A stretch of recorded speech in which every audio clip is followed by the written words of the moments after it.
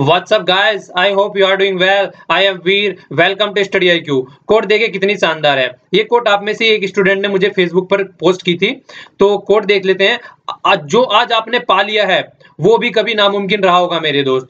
अगर इस कोट को समझे कुछ एग्जांपल की हेल्प से, देखिए अगर जब स्टार्टिंग में आप साइकिल चलाना सीखते हैं तो बहुत ही प्रॉब्लम रहती है, पता नहीं यार गिरेंगे किस तरीके से चला पाएंगे, तो सारी प्रॉब्लम को टैकल करके आप साइकिल चलाना सीख लेते हैं। इसी तरीके की प्रॉब्लम आपको स्कूटर चलाते हुए आती है। स्टार्टिंग में स्कूटर या बाइक चलाना सीखते हैं तो उस टाइम भी इसी तरीके की प्रॉब्लम आती है, पर लेकिन उसको भी सीख लेते हैं और फिर आगे चल के गाड़ी या ट्रैक्टर भी इसी तरीके से सीख लेते हैं।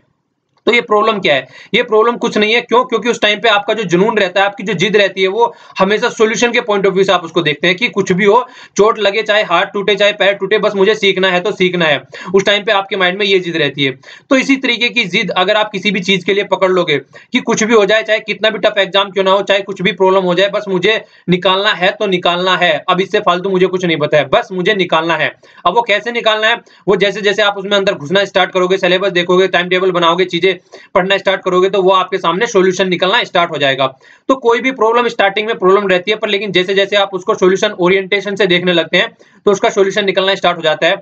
और फिर अगर फ्यूचर में आपसे कोई पूछता है यार इसको कैसे करना है, यार ये साइकिल कैसे चलानी है, स्कूटर कैसे चलाना है, तो आप बड़े ही आराम से उसको बोलते हो यार बहुत आसान है, आराम से आप उसको सीख जाओगे। ओके, क्यों? क्योंकि उस टाइम पे आपके पास में सॉल्यूशन होता है। उस टाइम पे आपके सामने प्रॉब्लम नहीं होती है, सॉल्यूशन होता है। तो इसीलिए कोई भी प्रॉब्लम आपके सामने आती है फ्यूचर में, लाइफ में, तो उसको सॉल्यूशन के ओरिएंटेशन से देखिए कि उसका सॉल्यूशन कैसे निकाल सकते हैं आप लोग। कभी भी उसको ऐसे मत देखिए कि प्रॉब्लम है कैसे सोल्व करूंगा, यार डरिए नहीं है उसको, ठीक है? उससे डरना नहीं है, उसको फेस करना है। और फेस करोगे तो फिर देखिए किस तरीके से आप सॉल्यूशन आराम से सॉल्यूशन निकाल पाओगे किसी भी बड़ी से बड़ी प्रॉब्लम का।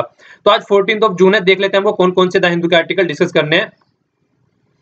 यहाँ पे स्टडी है क्योंकि पेन ड्राइव और टैबलेट के कोर्सेज अवेलेबल हैं। अब तक तो इन सब एग्जामों के लिए थे, लेकिन अब यूपीएससी के लिए भी अवेलेबल है। अगर आप इनको खरीदना चाहते हैं तो खरीद सकते हैं। और इससे रिलेटेड कोई भी डाउट या क्वेरी है आपके माइंड में, यहाँ पर कॉल करके आप उसको क्लियर कर सकते हैं। और यहाँ पे वेबसाइट भी, आप यहाँ पर भी कॉन्टैक्ट कर सकते हैं। ओके, ये वाला आर्टिकल है वेस्ट बंगाल से रिलेटेड है, दार्जिलिंग वाले एरिया से, वहां पे गोरखालैंड की बात चल रही है। आप लोगों को मैप भी दिखाऊंगा अच्छे से किस किस तरीके से यहाँ पे प्रॉब्लम टैकल करने की बात चल रही है। ये वाला देखिए, इसको गोरखालैंड बनाने की बात चल रही है, सेपरेट स्टेट बनाने की बात कर रहे हैं ये, इसको वेस्ट बंगाल से निकाल के। तो इसी से रिलेटेड पूरा इशू है, देखेंगे। इसके अलावा और भी इंडिया में कहाँ पे इस तरीके के इशू है, तो आर्टिकल को काफी अच्छे से हम लोग डिस्कस करेंगे। इसके बाद में जो ये वाला आर्टिकल है फार्मर से रिलेटेड है, जिस तरीके से फार्मरों के साथ में क्या क्या प्रॉब्लम आ रही है, तो काफी अच्छा आर्टिकल, बहुत ही प्रॉपर वे में डिस्कस किया गया है। तो हम भी इस आर्टिकल को देखेंगे, काफी अच्छे से डिस्कस करेंगे।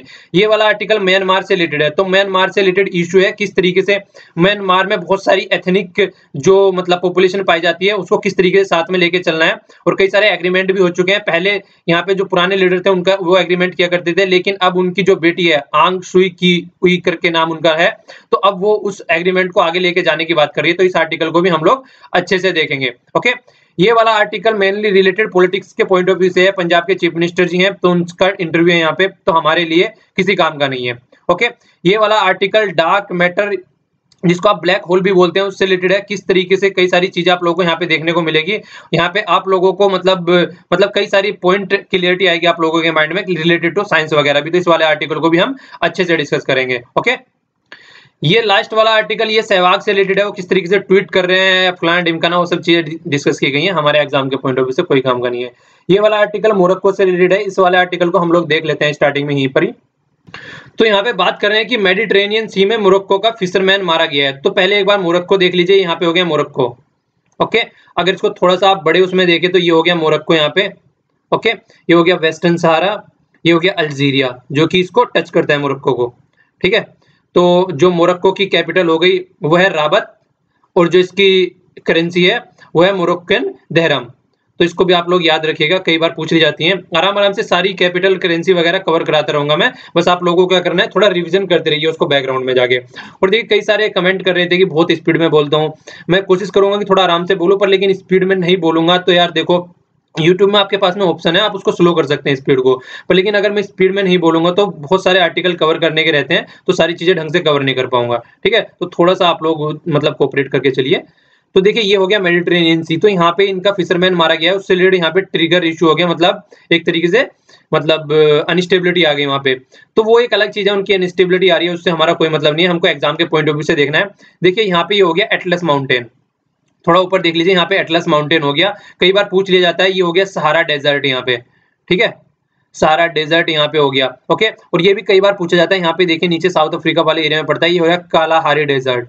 ओके, कालाहारी डेजर्ट हो गया। और हमने ये भी डिस्कस किया था, यहाँ पे नाइल रिवर हो गई यहाँ पे, तो नाइल रिवर के बारे में हम लोगों ने डिस्कस किया था, व्हाइट नाइल वगैरह ये सारी चीजें मैंने कल आप लोगों को बताई थी।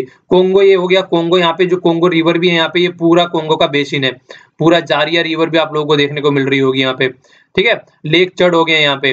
तो थोड़ा सा आपको जो पता होना चाहिए यहाँ पे कौन कौन सा एरिया में क्या क्या है, खासकर मतलब जो खासकर फिजिकल पॉइंट ऑफ व्यू से होता है, तो कई बार इस तरीके की चीजें पूछ ली जाती हैं। ओके, ये हो गया नामबीब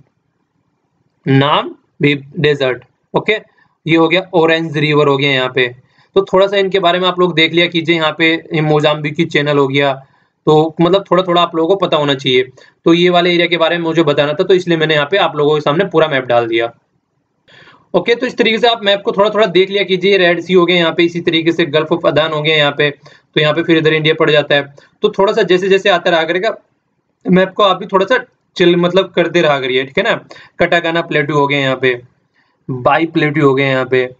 ओके, किलिमंजारो हो गया। रजनीकांत का एक गाना भी आप लोगों ने सुना होगा, रजनीकांत और आई थिंक ऐश्वर्या है उसमें, किलिमंजारो का नाम आता है, तो ये किलिमंजारो हो गया माउंटेन।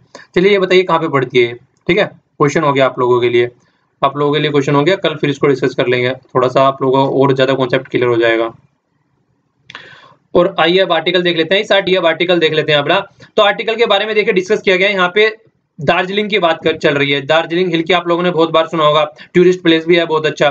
तो यहाँ पे जो की हिली पीपल है, हिल वाला एरिया यहाँ पे गोरखा, ये है जनमुक्ति मोर्चा। तो ये क्या करते हैं, हमेशा ये कोशिश करते हैं कि किसी न किसी तरीके से मतलब क्या किया जाए, इसको अलग सेपरेट गोरखालैंड बनाने की बात करते रहते हैं ये। ओके, तो यहाँ पे एक बार मैप भी आप लोग देख लीजिए फिर से। ये हो गया यहाँ पे वेस्ट बंगाल हमारा, ठीक है। तो वेस्ट बंगाल, ये यहाँ हो गया बांग्लादेश। तो यहाँ पे जो ऊपर वाला एरिया है, यहाँ पे इस वाले एरिया की बात चल रही है। अगर इसको थोड़ा बड़ा करके देखें तो ये वाला एरिया यहाँ पे आ जाता है, गोरखालैंड वाला एरिया। तो ये सेपरेट करने की बात चल रही है। ये यहाँ पे नहीं है ऐसा कि यहीं पे बात चल रही है, उत्तर प्रदेश में भी चलती रहती है। उत्तर प्रदेश में भी लगभग 5 पार्ट बनाने की बात चलती रहती है कई बार, कि बुंदेलखंड बनाना है, अवध बनाना है, पूर्वांचल बनाना है, इस तरीके से 5 पार्ट करने की बात वहां पे चलती रहती है। विदर्भ महाराष्ट्र में इसको भी अलग स्टेट बनाने की बात चलती रहती है। ये गोरखालैंड हो गया वेस्ट बंगाल में। इसके अलावा कार्बी एंगलोंग बनाने की बात चलती है आसाम में, और बोडोलैंड बनाने की आसाम में बात चलती है, ठीक है। तो ये कई बार मैच करने के लिए आ सकते हैं कि कहाँ पे किसको बनाने की बात चल रही है। इसी तरीके से ये कब होना स्टार्ट हो गया, ये डोमिनो इफेक्ट बोला है। जिस तरीके से मैंने आप लोगों को कल परसों भी 2-3 दिन से बता चुका हूँ डोमिनो इफेक्ट क्या होता है। अगर कोई प्लेट इस तरीके से रखी हुई है बहुत सारी, और एक को धक्का मारेंगे तो सारी गिरती हुई चली जाएंगी, ठीक है। तो इसी तरीके से डोमिनो इफेक्ट होता है। एक स्टेट बन गया तेलंगाना, तो अब नई नई मांगे निकल के आती है कि हमारे लिए भी स्टेट बनाओ। तो उसी से रिलेटेड ये आर्टिकल यहाँ पे आया हुआ है। तो वेस्ट बंगाल में भी अनरेस्ट बना हुआ है इन सब चीजों को लेकर। तो प्रोटेस्ट स्टार्ट क्यों हुआ, पहले यही देख लीजिए। आप देखिए बंगाली जो लैंग्वेज है उसको हिली एरिया में भी इंपोज करने की बात की गई है ममता बनर्जी के द्वारा, जो कि चीफ मिनिस्टर है बंगाल की। तो पहले तो उन्होंने ये बोला, फिर इन्होंने क्या बोला, फिर इन्होंने ये बोला कि ऐसा कुछ नहीं बोला था, मतलब उसमें बंगाल में नहीं, इसको मतलब खासकर दार्जिलिंग वाले डिस्ट्रिक्ट वाले एरिया में इसको इंप्लीमेंट नहीं की जाएगी, वहां पे कोई कंपलसरी नहीं है। करना चाहते हैं तो करिए, नहीं तो मत कीजिए। ओके, तो ये बात बोली गई। तो उसके बाद में थोड़ा कुछ शांति हुई, वरना बहुत ज्यादा प्रोटेस्ट होने लगा, क्योंकि उनकी लैंग्वेज दूसरी है और बंगाली उनको ऐसा लगता है कि बाहर साइड लैंग्वेज है, हमारे ऊपर इंपोज की जा रही है। और आप लोग जानते हैं कि टूरिज्म के लिए कितना अच्छा है ये, मतलब कितना अच्छा एरिया माना जाता है। और टी के लिए तो मैक्सिमम जो रिवेन्यू आता है इन लोगों का, ये वहीं से ही निकल के आता है, ठीक है। और जो इसके अलावा जो गोरखा जनमुक्ति मोर्चा की बात चल रही है, ये म्युनिसिपल इलेक्शन में भी यहाँ पे हार गए थे, थोड़ा सा इसलिए भी इरिटेट है। ये सोच रहे हैं किसी न किसी तरीके से चीजों को टैकल किया जाए, ठीक है। और ये बिमल और रोशन जी हैं, इन्होंने मतलब इसका गठन किया था गोरखा जनमुक्ति मोर्चा का।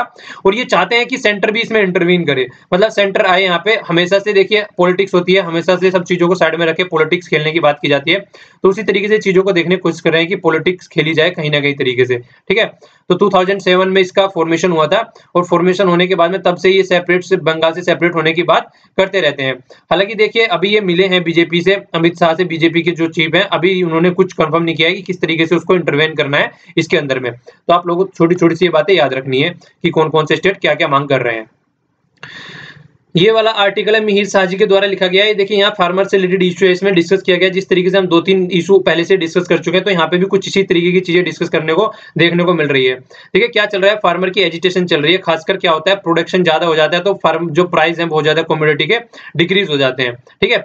तो उसी चीजों से रिलेटेड आप लोगों ने देखा होगा, यहाँ पर दिखाया गया है किसके बारे में, यहाँ पे food corporation of India FCI के बारे में दिखाया गया है। इसका फॉर्मेशन कब हुआ था, 1964 में, ठीक है, गवर्नमेंट ऑफ इंडिया के अंदर में आता है, फॉर्मेशन इसका हुआ था 1964 में इसका फॉर्मेशन हुआ था।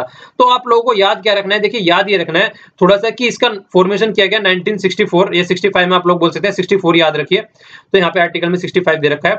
तो देखिए मतलब किस तरीके से आप लोगों को याद रखना है, याद इस तरीके से रखना है कि पहले कुछ टाइम ऐसा हुआ करता था हमारे यहाँ पे खाने के भी लाले पड़ा करते थे, लेकिन उसके बाद में फिर ग्रीन रिवॉल्यूशन आया। तो ग्रीन रिवॉल्यूशन इसी टाइम पे आया, तो जब ग्रीन रिवॉल्यूशन आया तो तब जाके इस तरीके की ऑर्गेनाइजेशन हम लोगों ने बनाई। क्यों, क्योंकि प्रोक्योरमेंट करने की जरूरत पड़ गई, क्योंकि बहुत ज्यादा खासकर जो राइस और चावल थे उनकी बहुत ज्यादा उपज होनी स्टार्ट हो गई। तो तब चल के हमने इस तरीके की ऑर्गेनाइजेशन बनाई जिससे कि एक तरीके से मतलब प्रोक्योर की जा सके और मतलब फार्मर और किसानों को मिनिमम सपोर्ट प्राइस मिल सके, जो कि हम लोगों ने कल भी डिस्कस किया था। तो मिनिमम सपोर्ट प्राइस मिल सके उनको और वो आराम से अपना काम गुजारा चला सके, ठीक है। तो जैसे अच्छी खासी फसल होती है तैसे ही क्या होता है, प्राइस गिरना डिस्कस वो स्टार्ट हो जाता है, तो उसको प्राइस को मेंटेन रखा जा सके। तो उसके लिए देखिए कई बातें की जा रही है यहाँ पे। सोल्यूशन क्या किया जा सकता है कि सबसे बड़ी तो अब बात यही हो सकती है कि जिस तरीके से अगर प्रॉब्लम चलती रही तो कहीं ना कहीं जो किसान है जो आगे वाले टाइम में अपने बच्चों को कोई भी किसानी में लगाने की कोशिश नहीं करेगा, क्योंकि वहां से कोई भी प्रॉफिट निकल के नहीं आ रहा है। तो गवर्नमेंट को क्या करना है, कुछ ना कुछ मैन्युफैक्चरिंग फील्ड में जॉब क्रिएट करनी पड़ेगी, क्योंकि आने वाले टाइम में 2050 तक ये बातें देखी जा रही है कि 2050 तक लगभग 800 मिलियन पीपल रूरल एरिया में रहेंगे। तो अगर वो एग्रीकल्चर के ऊपर डिपेंडेंट रहेंगे तो उनका गुजारा चलेगा नहीं, तो किसी न किसी तरीके से मैन्युफैक्चरिंग फील्ड में जॉब क्रिएट करनी पड़ेगी। अगर मैन्युफैक्चरिंग वाले फील्ड में जॉब क्रिएट नहीं हुई तो प्रॉब्लम क्रिएट हो जाएगी। इसके अलावा क्या बोला गया है, देखिए ग्रीन रिवॉल्यूशन आया 1970s में, ठीक है। तो जैसे ही ग्रीन रिवॉल्यूशन निकल के आया तो क्या चीजें होने स्टार्ट हो गई, बहुत ज्यादा अच्छे लेवल पे फूड प्रोडक्शन होना स्टार्ट हो गया। तो पहले जो इंडिया फूड के लिए यूएसए जैसी कंट्री पे वो हम डिपेंडेंट रहा करते थे, मतलब कई सारी कंट्रियों से हम खाना खरीदा करते थे, फिर कुछ आने वाले टाइम में ही हम क्या करने लगे, मतलब इतने सरप्लस हो गए गेहूं में और खासकर चावल में कि हम सप्लाई भी करने लगे। तो यहाँ तक की चीजें आ गई जो कि पहले हम दूसरों के ऊपर डिपेंडेंट रहा करते थे। पर लेकिन देखिए फूड रिवॉल्यूशन तो निकल के आया, ग्रीन रिवॉल्यूशन तो निकल के आया, पर लेकिन ये फोकस किस पे किया गया, चावल पे और गेहूं पे। बाकी कई सारी जो पल्सेस है, मिल्स है, बाजरा वगैरह या फिर मोटा अनाज जिसको आप लोग बोल सकते हैं, उसको साइड में रख दिया गया। तो ये कहीं ना कहीं नेगेटिव साइड में चला गया और ये तो हुआ ही हुआ। इसके अलावा और कई सारे क्राइसिस देखने को मिलने लगे हम लोगों को। जिस जिस एरिया में भी ग्रीन रिवॉल्यूशन आया उस एरिया में फर्टिलाइजर इतना ज्यादा यूज हुआ, पेस्टिसाइड जो मतलब इतना ज्यादा यूज होना स्टार्ट हो गया, वहां पे कीट पतंगों को मारने की जो दवाई है उससे बहुत ज्यादा इंपैक्ट पड़ना स्टार्ट हो गया, खासकर सोइल पे और वाटर पे। वो आप लोगों ने आजकल देखा भी होगा, मतलब जो गांव वाले एरिया से खासकर बिलोंग करते हैं, कितना ज्यादा खेतों में आज की डेट में यूरिया वगैरह या फिर ये डाई वगैरह डाली जाती है, कितना ज्यादा लार्ज स्केल पे इनका यूज किया जाता है, जिसकी वजह से बहुत सारी बीमारियां आज की डेट में होनी स्टार्ट हो गई है लोगों में, ठीक है। तो वो एक अलग चल रही है बात, तो बीमारी तो होती है, इसके अलावा कॉस्ट भी बहुत ज्यादा पड़ती है इनकी, ये बहुत ही महंगे आते हैं। तो कॉस्ट भी प्रोडक्शन की इंक्रीज हो गई है, तो प्रोडक्शन की कॉस्ट इंक्रीज हो गई है और ऊपर से क्या बातें हो रही है, वाटर इंटेंसिव क्रॉप है। चावल को देखा जाए जिस तरीके से पैडी लगाई जाती है तो हर टाइम उसको पानी में रखना पड़ता है। तो खासकर पंजाब वाले एरिया में जहां पे देखा जाए कि मतलब उन वाले एरिया में भी इस तरह की खेती करना स्टार्ट कर दी जहां पे पानी का लेवल भी इनके अकॉर्डिंग नहीं है, तो वो भी एक अलग से अलग इंपैक्ट निकाल के आ रहा है। और आर्सेनिक, फ्लूड और मरकरी और ये यूरेनियम वगैरह, ये इन्होंने इतना फ्लोराइड है, ये इन्होंने इतना ज्यादा इंपैक्ट डालना स्टार्ट कर दिया, हेल्थ के इश्यू इतने ज्यादा निकल के आने स्टार्ट हो गए कि एक तो सबसे बड़ी बात क्या हो गई, फर्टिलाइजर में अपना पैसा लगाना है, उसके बाद में क्या हो गया, हेल्थ से रिलेटेड इशू में भी अपना पैसा लगाना है। तो दोनों तरफ से प्रॉब्लम होनी स्टार्ट हो गई बहुत ज्यादा। तो इसको टैकल करने की बात आने लगी, किस तरीके से टैकल किया जाए। तो ये बहुत ही अच्छे लेवल पे बातें चल रही थी, तो सोल्यूशन निकल के क्या है, सस्टेनेबल एग्रीकल्चर। सस्टेनेबल एग्रीकल्चर एक ऐसा सोल्यूशन हो सकता है जिसकी वजह से इसको टैकल किया जा सकता है, क्योंकि वहां पे क्या होता है, वहां पे जितना भी चीजें होती हैं, इस तरीके के जो फर्टिलाइजर वगैरह जाते होते हैं, इस तरीके के ज्यादा यूज नहीं किया जाता है। वहां पर ऑर्गेनिक फार्मिंग पे ज्यादा फोकस किया जाता है, ठीक है। तो ऑर्गेनिक फार्मिंग पे ज्यादा फोकस किया जाता है। तो आज की डेट में दो सॉल्यूशन इन्होंने सबसे बड़े बोले हैं, एक तो सुसाइड कर रहे हैं फार्मर, और दूसरा जो वायलेंस चल रहा है फार्मर के रिलेटेड, मतलब वायलेंस इस तरीके का चल रहा है कि इनको प्राइस, जिस तरीके की एग्रीकल्चर होती है उस तरीके का प्राइस नहीं होता है, और फिर ये क्या करते हैं, प्रोटेस्ट करते हैं, तो प्रोटेस्ट को दबाने की कोशिश की जाती है।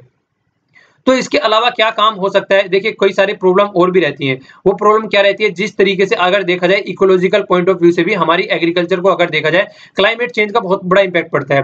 अगर कोई एग्रीकल्चर, किसी का टेम्परेचर मान लीजिए 30 से 40 के बीच में टेम्परेचर होता है, अगर जरा सा भी टेम्परेचर बढ़ता है या घटता है तो पैदावार होनी कम हो जाती है, तो बहुत ज्यादा इंपैक्ट पड़ता है, ठीक है। और ऊपर से जैसे केमिकल का यूज करता है, तो कहीं ना कहीं अगर उसका ऑल्टरनेटिव चीजें ढूंढी जाए, जिस तरीके से क्या करना है, नॉन केमिकल एग्रीकल्चर की जाए, तो हेल्थ के इश्यूज भी साइड में रहेंगे और ऊपर से खर्चा भी बचेगा। तो वही होता है कि मतलब दोनों साइड से फायदा होगा यहाँ पे, ठीक है ना। तो चट भी मेरी पट भी मेरी, वो वाली बात यहाँ पे निकल के आएगी। इसके अलावा सोयल हेल्थ कार्ड अगर प्रोग्राम जो है वो ढंग से इंप्लीमेंट किया जाए तो सबको पता रहेगा कितना फर्टिलाइजर कहाँ पे यूज करना है, क्या करना है, तो इससे भी प्रॉब्लम काफी हद तक सोल्यूशन किया जा सकता है।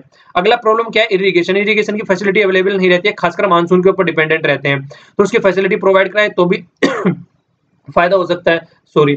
इसके अलावा देखिए डाइवर्सिफिकेशन ऑफ द मतलब फूड स्टॉक की बात चल रही है, जिस तरीके से हम क्या रहते हैं एग्रीकल्चर पे ही डिपेंडेंट रहते हैं हमारे फार्मर, लेकिन अगर वो फिशरी वगैरह या फिर लाइव स्टॉक जो है मतलब पशु पालना स्टार्ट कर दें, उनसे फिर मिल्क निकालना स्टार्ट कर दें, तो वो प्रोडक्ट बेचना स्टार्ट कर दें, फिशरी वगैरह फोकस करना स्टार्ट कर दें या फिर मुर्गी पालन करना स्टार्ट कर दें, तो उन चीजों पे अगर फोकस करना स्टार्ट कर दे तो जो प्रॉब्लम आज की डेट में आती है किसानों को खासकर खेतों से रिलेटेड, तो उनके पास में एक ऑल्टरनेटिव रहेगा।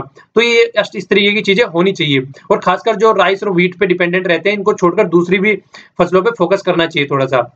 ओके। इसके अलावा क्या होना चाहिए, एग्रो प्रोसेसिंग इंडस्ट्री, जिस तरीके से गेहूं वगैरह चावल वगैरह जो भी निकल के आ रहे हैं उसको आगे प्रोसेस किया जाए, ब्रेड वगैरह बनाया जाए, मिल्क आ गया निकल के, उससे किस तरीके से मेवा वगैरह निकाल के मिठाइयाँ वगैरह बनाई जाए, वो प्रोड्यूस की जाए और फिर उसको बाद में बेचा जाए मार्केट में। तो ये इस तरीके की इंडस्ट्रीज अवेलेबल होनी चाहिए किसानों के लिए, जिससे कि उनको फायदा हो सके।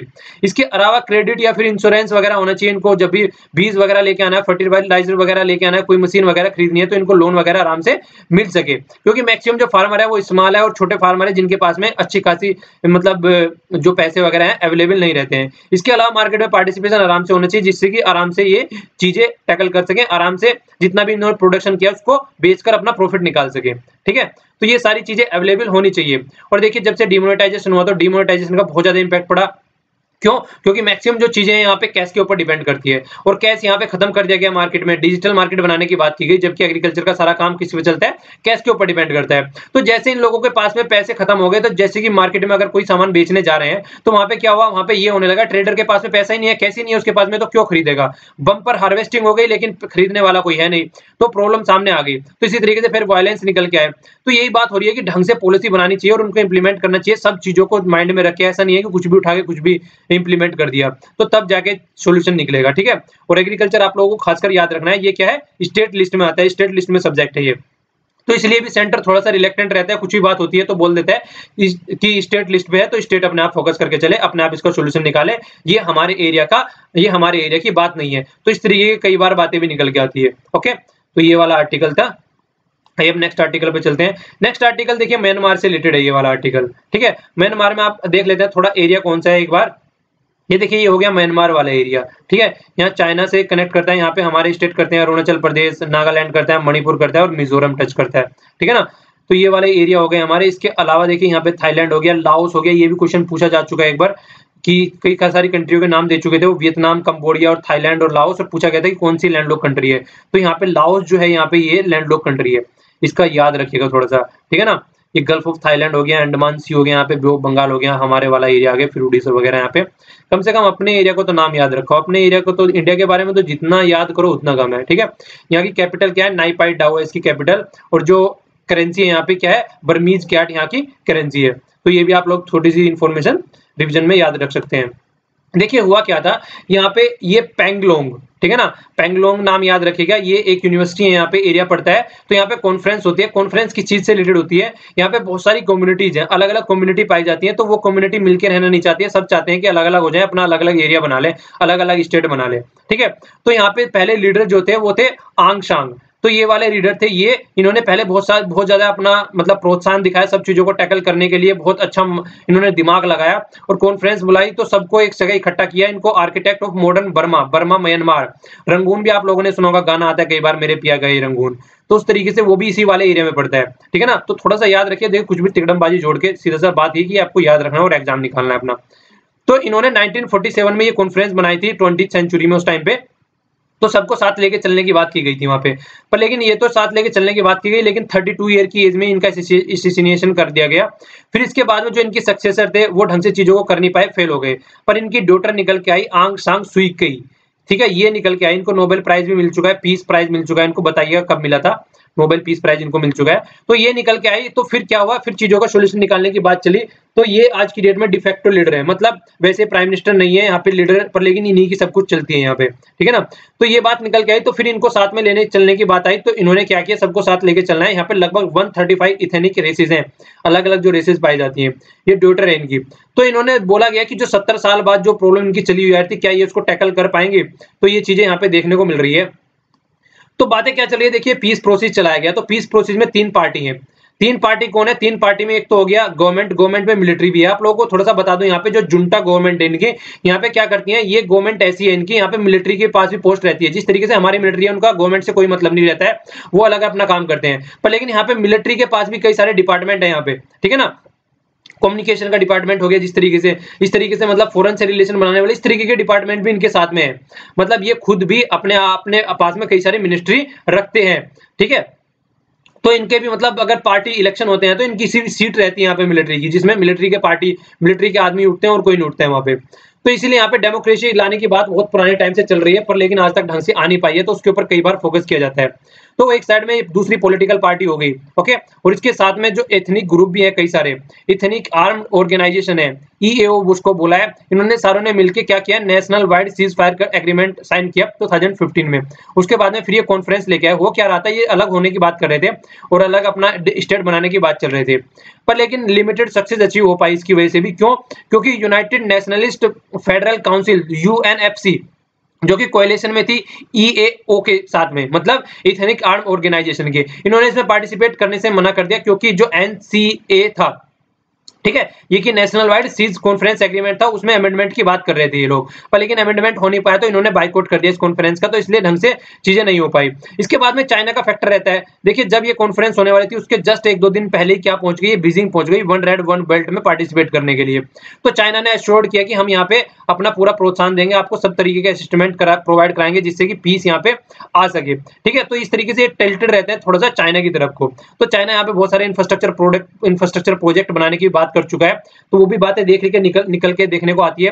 तो चाइना देखिए सर, जहां भी इंडिया की पॉलिसी निकलने की बात आती है, खासकर म्यांमार को अगर ढंग से देखें, इंडिया के साथ में कितने सारे बॉर्डर टच कर रहे हैं, तो इसलिए हमारे लिए बहुत ही स्ट्रेटेजिक हो जाता है, इंपॉर्टेंट हो जाता है। खासकर जैसे ही इंडिया चाहता है कि हमारा नॉर्थ ईस्ट वाला एरिया डेवलप हो, तो इसीलिए हम यहाँ से होके कई सारी चीजें भी करते हैं, मतलब इस सारे एरिया में हम अपना मतलब रिलेशन अच्छे बनाना चाहते हैं। तो इसलिए भी म्यांमार से हमारा रिलेशन अच्छा होना जरूरी है, पर लेकिन हर जगह चाइना इंटरफेयर करने लगता है, तो वो अपना वर्चस्व जमाना चाहता है। पर फिर भी देखिए कुछ ना हो, फिर भी पीस प्रोसेस तो यहाँ पे लाने है किसी न किसी तरीके से। प्रोबेबली जो डेडलाइन रखी गई है 2020 तक रखी गई है कि यहाँ पे पीस प्रोसेस निकल के आएगा। तो देखिए अब किस तरीके से करते हैं, ये सारे लोग भी इसका वेट कर रहे हैं कि ये जो यहाँ पे प्रॉब्लम चल रही है, देखिए अगर यहाँ पे प्रॉब्लम सॉर्ट आउट हो जाएगी तो एरिया में पीस रहेगा, और एरिया में पीस रहेगा तो हमारे वाले एरिया को काफी फायदा होगा, जो कि नॉर्थ ईस्ट वाला एरिया है, ओके। अब देखिए यहाँ पे खासकर ब्लैक होल की बात चल रही है, थोड़ा सा उसका जिक्र आप लोगों को देखने को मिलेगा। लाइगो प्रोजेक्ट की बात चल रही है यहाँ पे। तो ये क्या है, लेजर ये हो गया इंटरफेरोमीटर ग्रेविटेशनल वेव ऑब्जर्वेटरी। तो इसका नाम याद आप लोगों को रखना है।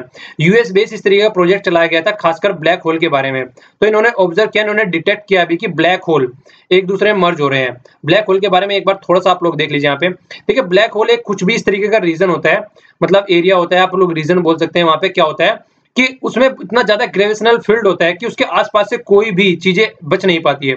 अगर उसके आसपास से कुछ भी जाती है तो उसके अंदर वो चला जाता है। आज तक इसका रहस्य बना हुआ है, आज तक इसका ये नहीं पता पाया कि ये है क्या असलियत में। तो यहाँ से कुछ भी जाए, इवन लाइट भी जाए तो वो भी नहीं बच पाती है, लाइट को भी अपने अंदर खींच लेते हैं ये, ठीक है। लाइट तक भी एस्केप नहीं हो पाती है यहाँ से, तो इसके बारे में आप लोग थोड़ा सा याद रखिएगा, ठीक है। तो इसको ब्लैक होल का कॉन्सेप्ट बोल जाता है। ग्रेविटेशनल फील्ड बहुत ही ज्यादा हाई है, मतलब कुछ भी चला जाए ये अपनी तरफ को खींच लेता है, अपने अंदर एब्जॉर्ब कर लेता है। देखिए लाइट भी मतलब खिंची हुई आ रही है, अगर कुछ भी जहाज वगैरह कुछ भी अगर चीजें यहाँ से जाए तो इसके अंदर चला जाएगा वो। तो ये ब्लैक होल, ये इसको बोलते हैं ब्लैक होल। तो इसके बारे में ये इसका कॉन्सेप्ट है, उसको कई सोल्यूशन निकालने की बात की जाती है बहुत बार। तो इंडिया में भी इस तरीके के प्रोजेक्ट के ऊपर वर्क चल रहा है। तो कई बार मतलब देख ले चाहता है कि ये है क्या आखिर। देखिए रहस्य बना हुआ है, वर्ल्ड में साइंटिस्टों को पता नहीं है कि है क्या। तो बहुत सारी चीजों के ऊपर इस तरीके से फोकस किया जाता है कि किसी न किसी तरीके से इसका सॉल्यूशन निकाला जाए, ठीक है। 3 बिलियन लाइट ईयर अवे थी जो एक दूसरे में मर्ज हो गई हैं, और इनका जो माना जा रहा था कि जो इनका एक तरीके से मास है वो भी 31 और 19 गुना है लगभग सन से, जो दोनों ये आपस में मर्ज हुई है। देखिए सूरज कितना बड़ा है, तो उसका भी 31 और 19 गुना बड़ा है। तो आप लोग समझ सकते हैं कि ब्लैक होल की किस तरीके से पावर है, तो उसको मतलब अंडरस्टैंड कर सकते हैं इस तरीके से। तो देखिए कोशिश की जाती है कि किसी भी तरीके से जो हेवनली बॉडी है, मतलब किस तरीके से जो आइंस्टीन के रिलेटेड या फंडामेंटल जो ग्रेविटेशनल फोर्स है, किस तरीके से उनका मतलब सॉल्यूशन निकाला जाए, उनके बारे में किस तरीके से आगे फोकस करके चला जाए। कंट्रीब्यूशन इंडिया का भी काफी है इसमें, इंडिया ने भी काफी 67 लगभग इंडियन इसमें लगे हुए हैं और 13 इंस्टीट्यूशन इंडिया में इसके ऊपर वर्क कर रहे हैं। ठीक है, थ्योरी है कई सारी, इटली के साथ भी हम इसमें वर्क कर रहे हैं मिलके। ठीक है, तो इसके साथ ये यहाँ पे है वाइग्रो डिटेक्टर करके ज्वाइंट प्रोजेक्ट लगाने की बात चल रही है इटली के साथ में मिलकर, इसको भी आप लोग याद रख सकते हैं। ठीक है, लाइगो इंडिया प्रोजेक्ट की जो बात चल रही है लगभग 2024 तक चीजें प्रॉपर वे में होने की बात चल रही है। देखिए अब कैसे निकल के आता है। तो इंडिया का जिस तरीके से मतलब इन सब चीजों को टैकल करना है, सब चीजों को फोकस करके चलना है, तो देखिए बहुत सारी चीजें होंगी इस तरीके से। मतलब मान लीजिए कोई प्रोजेक्ट कहीं पे लगाया जाता है, तो उसके बाद में क्या होता है, उसके आसपास वाले एरिया में अलग अलग तरीके के डेवलपमेंट होने लगते हैं। तो यही बात बोली जा रही है, अगर यहाँ पे अच्छे से प्रोजेक्ट लग के चलेगा तो अलग अलग एरिया में कई सारे डेवलपमेंट होकर चलने लगेंगे। ठीक है ना, डिपार्टमेंट ऑफ एटॉमिक एनर्जी का याद रखिएगा, यहाँ पे इसके द्वारा कंप्लीट फंडिंग की जाती है इस तरीके के प्रोजेक्ट के द्वारा, डिपार्टमेंट ऑफ एटॉमिक एनर्जी के द्वारा। ओके, थोड़ा सा यहाँ पे ये भी रह गया पॉइंट, लाइट ईयर। देखिए ये क्वेश्चन कई बार आ जाता है, लाइट ईयर डिस्टेंस नापने की यूनिट होती है। ये लाइट ईयर प्रकाश से रिलेटेड कुछ नहीं है, ठीक है ना, मतलब कि आप दोनों लगे प्रकाश है, मतलब डिस्टेंस की यूनिट है, ये याद रखना है पहले तो। लाइट जो एक साल में जितना ट्रेवल करती है उसको लाइट ईयर बोलते हैं, विच इज 9.4607 इंटू 10⁻12 किलोमीटर। ठीक है, तो ये आप लोगों को याद रखना है, थोड़ा सा ये बहुत ही ज्यादा इंपॉर्टेंट है, कई बार पूछा जा चुका है। वैसे पेज फर्स्ट पर फिर वही न्यूज है, जिस तरीके से फार्मर सुसाइड कर रहे हैं, तो हम लोग डिस्कस कर चुके हैं इन सब चीजों को। मध्य प्रदेश में भी बहुत सारी चीजें इस तरीके की हो रही है, पंजाब में भी हो रही है, और इसके अलावा कई सारे एरिया में और देखने को मिल रही है। देखिए यहाँ पे डेटा पॉइंट पे था, ये डेटा थोड़ा सा इसके बारे में देख लीजिए। आज की डेट में अगर देखा जाए तो बहुत ज्यादा लोन है, about 52% Indian agriculture household are in डेप्ट, मतलब लोन है उनके ऊपर। ठीक है ना, तो उनके ऊपर डेट है आज की डेट में इतना ज्यादा। आंध्र प्रदेश में देख लीजिए इतने परसेंट दे रखा है, तेलंगाना में, तमिलनाडु, केरला, कर्नाटका, तो आपका जोन सा भी एरिया, खासकर अपना स्टेट अगर नाम दे रखा हो यहाँ पे, तो आप उसका नाम याद रख सकते हैं। ठीक है, तो देखिए कितना ज्यादा प्रॉब्लम है, और ऊपर से जो लोन माफ करने की बात चलती है तो फिर अलग से चीजें निकल के आती हैं। पेज फर्स्ट पर ही न्यूज है, विजय माल्या से रिलेटेड इनके ऊपर केस चल रहा है, जिस तरीके से ये इंडिया का पैसा लेके भाग गए हैं, मतलब इतना पैसा लेके भागे, क्या बोला जाए इनके बारे में, जितना बोला जाए उतना कम है इनकी तारीफ में। तो केस की बात चलिए, लंदन में है, अभी इसके ऊपर हियरिंग चल रही है। तो देखिए किस तरीके से आता है, ये केस बहुत ही मुश्किल होते हैं, क्योंकि जब दूसरे कंट्री का कोर्ट इसमें इन्वॉल्व हो जाता है तो फिर वहां से उसको निकालना आसान नहीं रहता है। तो इसीलिए इसके ऊपर भी इनको निकालना वहां से आसान नहीं है, पर फिर भी चीजें चल रही है। देखिए किस तरीके से सोल्यूशन निकलता है, दिसंबर में इसकी हियरिंग होगी। ये फिर वही है जो हमने डिस्कस किया था, पेज फर्स्ट पर भी है न्यूज, पेज 10 पर भी है, टेरियल पेज पर भी था। ये दार्जिलिंग वाले एरिया में जो कि गोरखालैंड बनाने की बात चल रही है गोरखा जनमुक्ति मोर्चा के द्वारा। ओके, नेक्स्ट वाला आर्टिकल देखिए, बड़ा ही अजीब सा मतलब देखने को मिला है यहाँ पे। राजस्थान में एक गांव का नाम रखने जा रहे हैं ट्रंप के ऊपर, ट्रंप विलेज रखने जा रहे हैं उसका नाम। ठीक है, तो याद रखिएगा राजस्थान में रखने जा रहे हैं ये। तो ये बोल रहे हैं कि इंडिया और यूएस के रिलेशन अच्छे बने, उसके लिए इस तरीके का एफर्ट लगा रहे हैं ये लोग। ओके, चलिए आगे चलते हैं। ये वाला आर्टिकल काफी अच्छा है, पेज 7 पर दे रखा है ये। यहाँ पे देखिए नेविगेशनल इंडियन कॉन्स्टलेशन की बात चल रही है। ये इस तरीके से है जिस तरीके से आप लोग मतलब ये यूएसए का जिस तरीके से हो गया, जीपीएस की आप लोग बात करते हैं, ग्लोबल पोजिशनिंग सिस्टम यूज कर रहे हैं आज की डेट में हम यूएसए का। तो इसी तरीके से हमने भी अपना बनाया था, और वहां पे हमने 7 सैटेलाइट भेजे गए थे। ठीक है, तो जो 7 सैटेलाइट भेजे गए थे उनमें से जो IRNS, ठीक है, जो फर्स्ट वाला था, ठीक है, तो जो फर्स्ट वाला सैटेलाइट था हमारा, उसकी क्या हो गई, उसकी घड़ी खराब हो गई है। तो घड़ी खराब हो गई है, क्लॉक खराब हो गई है उसकी। तो क्लॉक जो बनती है वो रूबिडियम क्लॉक उसको बोलता है। इस रूबिडियम के नाम से आप लोगों को थोड़ा सा याद रखना है। यहाँ पे ये केमिकल एलिमेंट है, जो आरबी इसका सिंबल होता है, और ये एटॉमिक नंबर इसका 37 होता है। ठीक है, तो इस तरीके की क्लॉक होती है, काम करना इसने बंद कर दिया गया है इसके द्वारा, तो उसको सही करने की बात चल रही है। ठीक है, तो पूरा प्रोजेक्ट इसरो के द्वारा चला गया था, इसको रेक्टिफाई करने की बात चल रही है। तो देखिए यहाँ पे नेवेक की बात चल रही है। ठीक है, तो ये क्या होता है, नेविगेशनल इंडिया कॉन्स्टलेशन, तो ये इसकी फुल फॉर्म है। तो 7 सैटेलाइट भेजे गए थे, खासकर किस चीजें से लिए, नेविगेशन के रूप में, जिस तरीके से पता चल सके, पोजीशन का पता चल सके। जिस तरीके से आप मैप में आज की डेट में देख लेते हैं ये जगह कहाँ पे है, जूम करके जरा सी देर में पता लगा लेते हैं ये एरिया कहाँ पे है। तो वो सारी चीजें हम खुद इंडिया का बनाने की कोशिश कर रहे थे, हमने बनाया है कि खासकर इस पे मतलब हम इसको यूज कर सके, ताकि दूसरे वाली कंट्री पे डिपेंडेंट ना रहना पड़े। क्योंकि कई बार ऐसा रहता है, मान लीजिए डोनाल्ड ट्रंप आ रहे हैं, उन्होंने कल को मना कर दिया कि हम यूज नहीं करने देंगे इसको, तो इस तरीके की चीजें ना हो सके। इसमें ये इंपॉर्टेंट पॉइंट आप लोग याद रख सकते हैं। 3 सैटेलाइट, टोटल 7 सैटेलाइट है, 3 सैटेलाइट तो जियो स्टेशनरी है यहाँ पे, ठीक है ना, और 4 सैटेलाइट है जियो सिंक्रोनस है। ठीक है, जियो स्टेशनरी और जियो सिंक्रोनस, याद रखिएगा इन दोनों को, ये फैक्चुअल इंफॉर्मेशन है, आप लोगों को याद रखनी है। इसके अलावा क्या है यहाँ पे देखिए टोटल 7 सैटेलाइट है इनमें। 7 सैटेलाइट के नाम क्या है, IRNS first, IRNS first A, first B, first सी, सी जी, इस तरीके से सारे नाम है इसके। छोड़े गए 2013, 14 में ही, 15, 16, तो इस तरीके से 16 और 16 में ये सारे सैटेलाइट छोड़े गए हैं। एप्लीकेशन क्या है, बहुत सारे एप्लीकेशन है इस तरीके से, नेविगेशनल के फील्ड में, एरियल के फील्ड में, व्हीकल ट्रैक करने के, जिस तरीके से आप लोग ट्रैक कर लेते हैं रेल कहां तक पहुंच चुकी है, या कोई भी एरिया आप लोगों को देखना है जूम करके देख लेते हैं। और जैसे कई बार मैं भी आप लोगों को दिखा चुका हूं जूम कर करके गूगल मैप पर, तो इसका यूज किया जाएगा। लाइफ स्पेन जो इसका 10 ईयर है, और जो इसरो के चेयरमैन है वो भी आप लोग याद रख लीजिए, किरण कुमार जी हैं, ठीक है। 10 ईयर इसका यूज है। तो जो घड़ी खराब हुई है उसको कम से कम इस तरीके से बनानी है कि 10 साल तक उसका यूज किया जा सके, कोई प्रॉब्लम न हो। ओके, तो उस पर फोकस दिया जाएगा। देखिए पेज 11 पर न्यूज है, फाइनली गवर्नमेंट ने, ये है माइक्रोसिफाइल, ये एक तरीके से बीमारी है जीका वायरस वाली। इसमें क्या होता है, माइक्रोसिफाइल आप लोग देख लीजिए, इसमें क्या होता है देखिए, एक मतलब डिफेक्ट हो जाता है हेड में बेबी के, मतलब नॉर्मल तो इतना होना चाहिए पर लेकिन उसका साइज जो होता है वो घट जाता है, तो जीका वायरस की वजह से होता है। जीका वायरस की वजह से होता है, ये मच्छर होते हैं, एंडीज मॉस्किटो होते हैं जिनकी वजह से ये फैलता है। तो WHO भी इसको 2006 में मतलब डिक्लेयर कर चुका है इमरजेंसी के तौर पे जीका वायरस को, ठीक है। तो इंडिया में भी इसके ऊपर वर्क करने की बात चल रही है। तो देखिए किस तरीके से निकल के आती है चीजें। तो युगांडा में इसकी स्टार्ट हुई थी, ठीक है ना, युगांडा में फॉरेस्ट है, वहां से स्ट्रीट जीका फॉरेस्ट है, वहां से इसके नाम पर इसका फॉरेस्ट बना है। एंडीज मॉस्किटो होते हैं, इसका थोड़ा सा आप लोगों को याद रखना चाहिए। 1947 में मतलब इसका वायरस का डिस्कवर किया गया था कि यहाँ पे ये वायरस पाया जाता है इस तरीके का। ओके, वैसे हम लोग पहले भी डिस्कस कर चुके हैं, फिर भी कुछ बंदे नए जुड़ते हैं तो मैं सोचा कि फिर से बता देता हूँ ढंग से आप लोगों को, ठीक है। पेज 13 पर न्यूज है, न्यू लेबर लॉज आ रहे हैं जिसकी वजह से मतलब बताया लगा जाएगा कि किस तरीके से डाटा निकल के आता है, लेबर से रिलेटेड क्या वो काम कर रहे हैं, क्या उनकी मतलब सैलरीज वगैरह क्या दी जा रही है, तो उन सब पे फोकस किया जाएगा।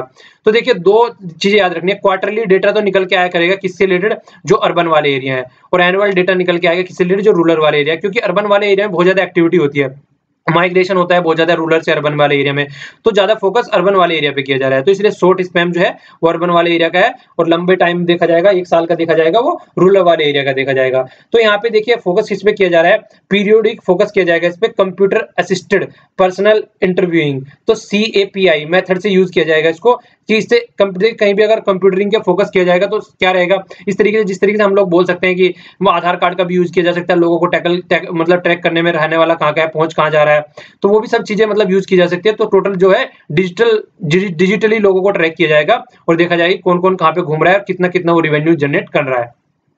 पेज 13 पर न्यूज है ये ट्रेडिंग से न्यूज है, किससे, कम्युनिटी मार्केट से। देखिए जो स्टॉक एक्सचेंज मार्केट होते हैं, सेबी होती है, security exchange board of India, वो इसको टैकल करके चलती है, तो रूल रेगुलेशन चेंज कर रहे हैं। बताइएगा इसके चेयरमैन है कौन कौन है, अभी फिलहाल बहुत ज्यादा न्यूज में रहती है, और कहाँ पे इसका हेडक्वार्टर है सेबी वगैरह का, तो आप लोगों को कमेंट बॉक्स में आंसर दीजिएगा, ठीक है। इसके अलावा पेज 13 पर न्यूज है, ये देखिए ILO बहुत इंपॉर्टेंट है, याद रखिएगा इसका, इंटरनेशनल लेबर ऑर्गेनाइजेशन, इसका हेडक्वार्टर कहाँ पे ये भी बताइएगा, ठीक है। तो इसने क्या, अभी इंडिया ने क्या किया, 2 कोर कन्वेंशन को इंडिया ने रेक्टिफाई कर दिया है, ठीक है। तो यहाँ पे क्या है, एक तो है चाइल्ड लेबर से रिलेटेड, चाइल्ड लेबर में बच्चों को नहीं लगाना है। दूसरा क्या है, उनकी मिनिमम बेसिक एजुकेशन लेके चलनी है। बेसिक एजुकेशन का देखिए हम लोगों ने रूल भी बना रखा है, अमेंडमेंट किया था, जिसमें 6 से 14 साल के बच्चों को फ्री एजुकेशन प्रोवाइड करानी है। कौन सा नंबर का अमेंडमेंट है वो, कमेंट बॉक्स में बताइए किस नंबर का अमेंडमेंट है वो, ठीक है, नीचे आंसर दीजिएगा, फिर कल को आपको इन सब क्वेश्चनों के आंसर मिल जाएंगे। Okay,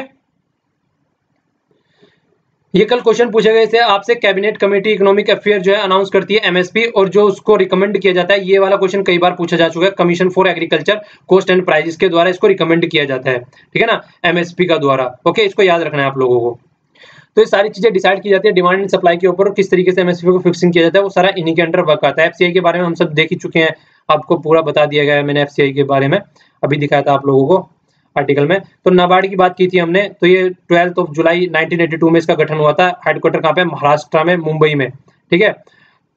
doubling the farmer income की बात की थी मैंने, 2022 तक यहाँ पे जिक्र किया गया डबल करने की, और 75th एनिवर्सरी है इंडिपेंडेंस की, ये भी याद रखना है थोड़ा सा, इसलिए ज्यादा इंपॉर्टेंट हो जाता है, इस तरह क्वेश्चन कई बार आ जाते हैं, ठीक है। ब्लैक सी के बारे में मैंने आप लोगों से पूछा था, ये ब्लैक सी आप लोग देख लीजिए यहाँ पे, ये हो गया ब्लैक सी, ठीक है। ये हो गया क्रीमिया जिसके ऊपर बात चाहिए थी, यहाँ पे सी ऑफ अजोव, ये भी आप लोग याद रख सकते हैं, ठीक है। तो सी ये हो गया एजियन सी, तो इसको भी आप लोग याद रखते हैं। यूक्रेन हो गया यहाँ पे, तो ये इसके नीचे पड़ता है, ये कंट्री यहाँ पे टच कर रही है, देख लीजिए इसको, रोमानिया हो गया, बुल्गारिया हो गया, तो थोड़ा सा ये आप लोग याद रख सकते हैं। यहाँ पे ये तुर्की हम लोग कई बार डिस्कस कर चुके हैं। इस्तांबुल मैंने आप लोगों को बोला था, यहाँ से ये वाला एरिया यूरोप में पड़ता है और ये वाला एशिया में पड़ता है, तो ये वाला कई बार हम डिस्कस कर चुके हैं। ओके, ये वाला जो यूक्रेन, ये क्रीमिया वाला एरिया आज की डेट में रशिया के कंट्रोल में, जिसकी वजह से रशिया को G7 से भी G8 से निकाला गया था, G7 हो गया था और वेस्टर्न कंट्री ने इसके साथ में रिलेशन कम कर लिए थे। ओके, तो आज के लिए इतना ही। Thanks a lot for listening. Lecture पसंद आता है तो लाइक कीजिए और नहीं पसंद आता है तो डिसलाइक कीजिए, और पसंद आता है चीज़ों लोगों को शेयर भी कीजिए। और जो भी आप लोगों को डाउनलोड करना है, सारे लिंक आप लोगों को नीचे मिल जाएंगे, तो वहां पर पहुंच के आप चीज़ें PDF वगैरह डाउनलोड कर सकते हैं। Thanks a lot for listening. जय हिंद।